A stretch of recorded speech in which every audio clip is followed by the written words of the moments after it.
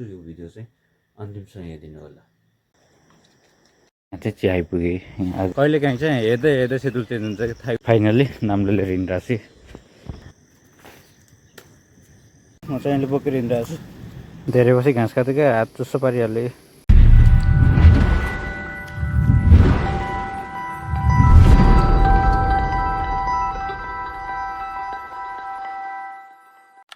नमस्कार साथीहरू, आजको नयाँ ब्लगमा यहाँलाई हार्दिक स्वागत गर्छु। आजको दिनको सुरुवात भइसकेको छ, लगभग बिहानको 6 बजिरहेको छ र म उठिरहेको छु।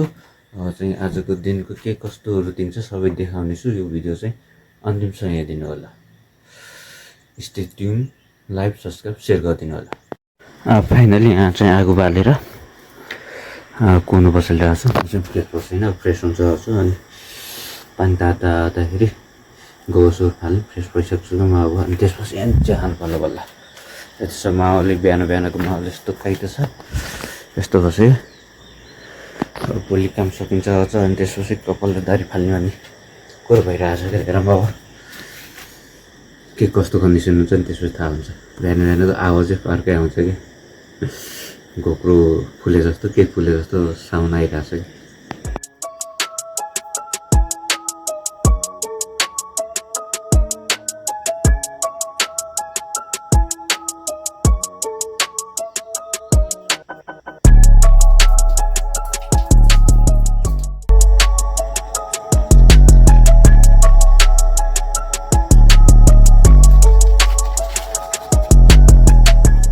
अहिले चाहिँ फ्रेस बात कम्प्लिट भइरहेछ। अब चाहिँ गाडीले पनि दिने काम आएको सल्दैन, बल्ल तल्ल सल्किरहेको छ है।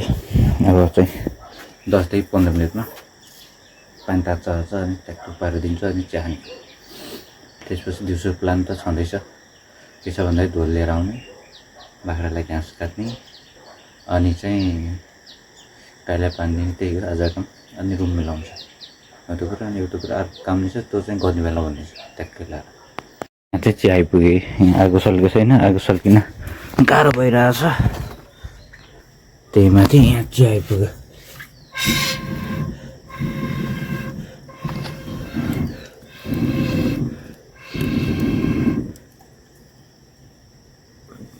दाउरा थोरै छैन, यति तिन त थियो भने। तर चिसो दाउरा हिजो बेलुका भिजेको भएर चाहिँ अलिक गाह्रो भइरहेको पानी।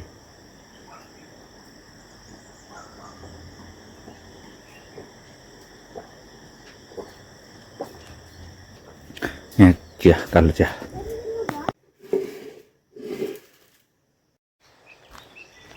कहिलेकाहीँ चाहिँ हेर्दै हेर्दै सेड्युल चेन्ज हुन्छ कि थाहै हुँदैन कहिले। अहिले आज खाना पकाउने सेड्युल थिएन, खाना पकाउनु परिरहेछ। त्यही माथि दाल सकिएर छ। अघि देखाइहालेँ दाल सकिएको भाँडो, त्यही भएर चाहिँ दाल लिन हिँडिरहेछ अहिले बिहान। लगभग टोटल्ली चेन्ज भइरहेछ दिउँसो ल्याउने घाँस भनेको।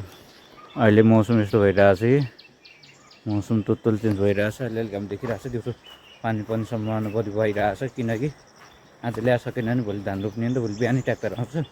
त्यही भएर चाहिँ हो पहिला सबभन्दा पहिला चाहिँ दाल लिएर जान्छु। दाल लगाएर बसालेपछि अनि सिधै खेतमा गएर 2 बारी छ, अहिले 1 बारी, अनि खाना खाएपछि 1 बारी ल्यायो भने सकिन्छ। नि दिउँसो बाख्रालाई घाँस त देखा जाएगा। फाइनली दाल र बिस्कुट लिएर हिँडेको छु। दाल तल्लो छ, बिस्कुट भइहाल्यो। मौसम यस्तो छ, अघि अँधेरो भयो जस्तो भइरहेको थियो, अहिले चाहिँ यस्तो छ है मौसम। त ताल यस्तो देखा जाएगा, हेर जाएगा भन्ने जस्तो भइरहेछ कि भरै छैन, केही पनि भरै छैन। त्यही भएर अब यहाँ त सिधै घर जान्छु, दाल पकाउँछु, अनि अघि जे भनेको त्यही हुन्छ। फाइनली खाना नि बसालेँ। अनि उता दाल पाक्दैछ, म चाहिँ अब ढोल लिन जान्छु। पानी पर्न लाग्छ, झ्यामझुम काँचो आउँछ अनि झ्याप्प ल्याइहाल्छु। हामीले लिएर हिँडिरहेको छु। भरपुर ढोल बोक्नु पऱ्यो नि त 2 बारी, अनि एउटा जस्तो छ दिउँसो। त्यही भएर अघि त्यस्तो थियो, अहिले यस्तो भइसक्यो।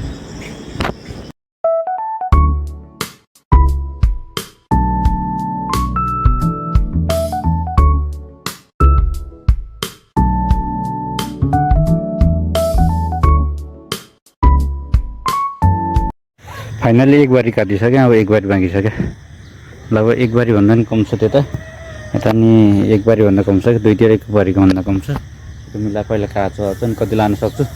त्यसअनुसार अनि काटेर लाने हो क्या मौसम यस्तो छ है दिउँसोको भरै छैन क्या के हुन्छ कसो हुन्छ त्यही भएर चाहिँ काँचो हच्छ अनि ट्याक्क लिएर जान्छ टोटल्ली सकियो यहाँ कोही हल्का कोही उचो भइरहेको छ यो मतलब होइन ट्र्याक्टरले जोत्ने कुरो हो काटिसकेपछि घाम पनि लाग्यो क्या दिउँसो घाम लाउँछु भनिरहेको छ लुगा पनि धुनु सक्यो दिउँसो त्यही भएर होला नि अब यो कति बारी छ 2 बारी 1 बारी यहाँ सकिन्न 2 बारी पुग्दैन त्यही अनुसार सकेर अब हेरौँ अब कति लान सक्छु के लान सक्छु अनि त्यसपछि गर्नु पर्ला यस्तो पारा चाहिँ घाम अहिले लगाइरहेछ यस्तो चाहिँ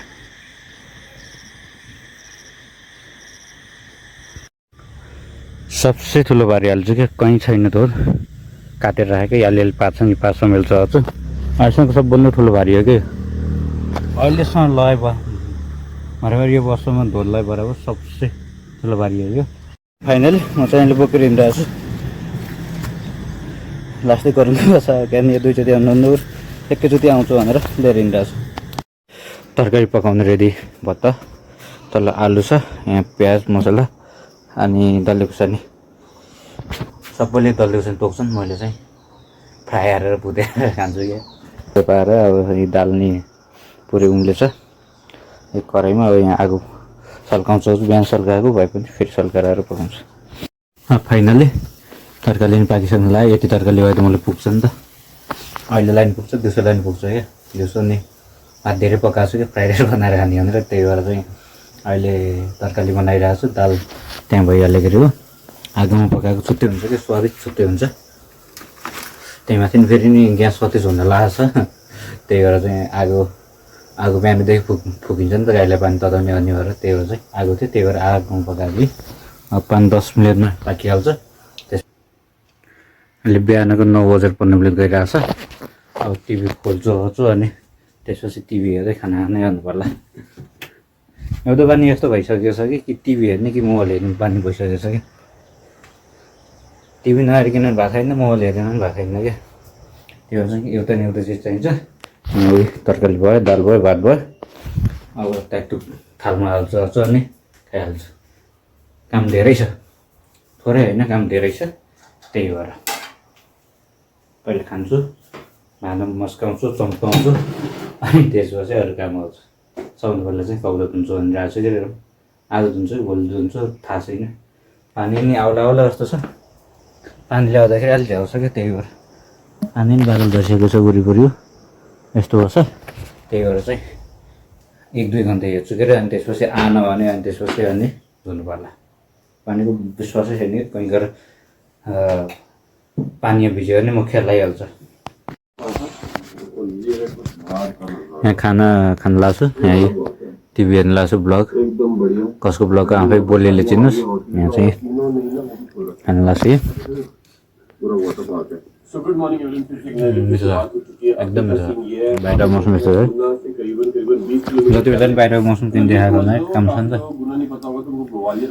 घरि झ्याएर पानी आइदिन्छ त्यही भएर चाहिँ बाहिर हेर्दै खाँदै जानुपर्छ पाउँदा हिजो धोका सुतेर आएको छ त्यही भएर हिँड्नु मसिनो काम सक्यो अब कति बज्यो 10:30 भइरहेको छ अब चाहिँ आधी घन्टा बस्छु 11 बजीतिर ट्याक्क जानु पर्ला त्यति दिन चाहिँ टिभी हेरेर बस्छु त्यो दसना झिकेर राखेर सुकाइरहेको छु त्यही भएर चाहिँ यताउता सैतिनु सकेको छु अनि अरू त्यसपछि गर्नु पर्ला यो सबै यसको कभर सुकाउनु थियो त्यो सुकाएँ अब तलको सल्लक सैतिन्छु यस्तो चाहिँ अहिले यहाँ गीत हेर्दैछु एकैछिन बसेर गीत हेर्छु पङ्खा हावा खाएर अनि त्यसपछि ट्याक्कै भेट्दैछु म चाहिँ अहिले घाँस काट्नु त्यहाँ आइपुगेको छु डोको लिएर हिँडिरहेको छ अब यो छेउ र यता छेउ काट्यो यो छेउ र यता छेउ काट्यो भने पुग्छ क्या त्यही भएर पहिले यता काट्छु अनि यता काट्नु पर्यो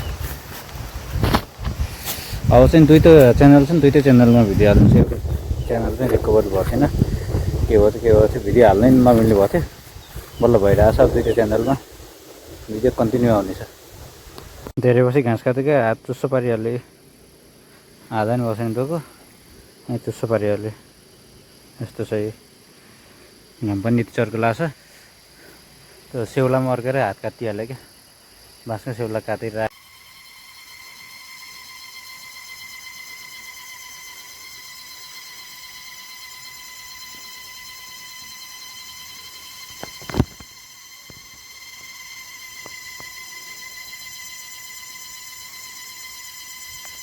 फाइनली घर आउँदाखेरि चाहिँ 11:15 भइरहेछ।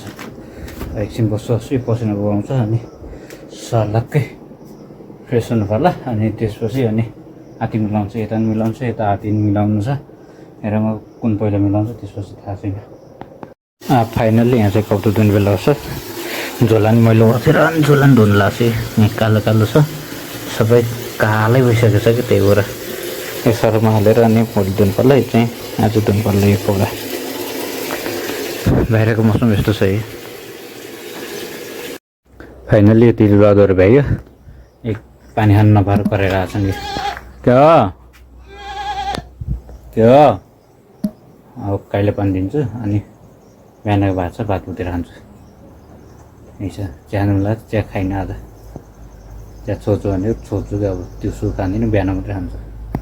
2:30 भइरहेछ। म चाहिँ अब प्याज स्याज काट्छु। बिहानको भात यति छ, फ्राइड राइस बनाएर खाइहाल्छु।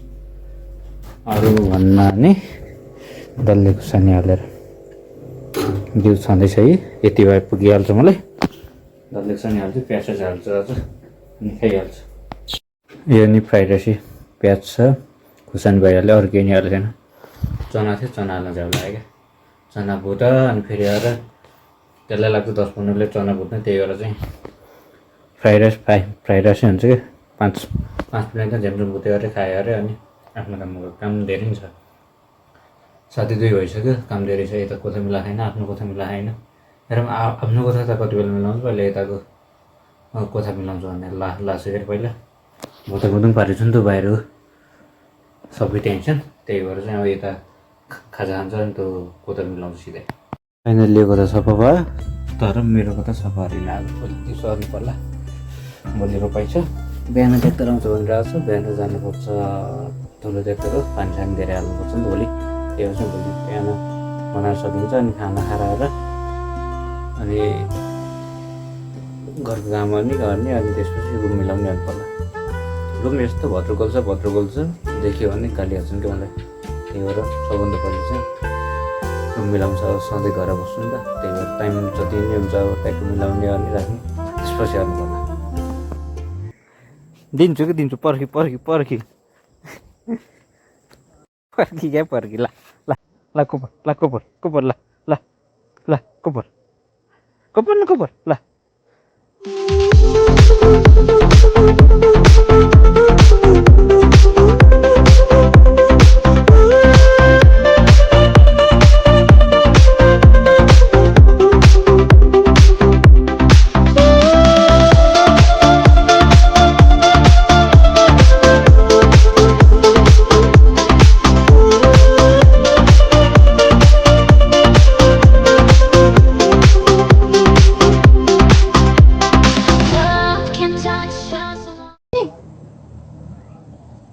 सिङ त होइन तल त कति हाल्दै हुन्छ।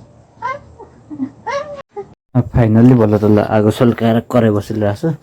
आज तरकारी के छ भन्दाखेरि भिना अनि आलु भइहाल्यो।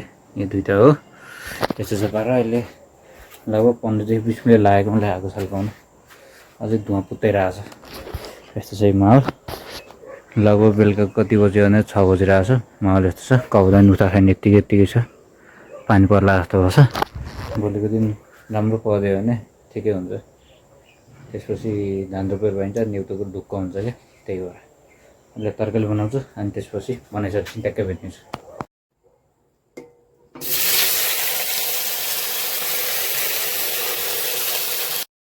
बेलुकाको 7 बजिसक्यो। अरू चाहिँ यस्तो छ क्या उज्यालो।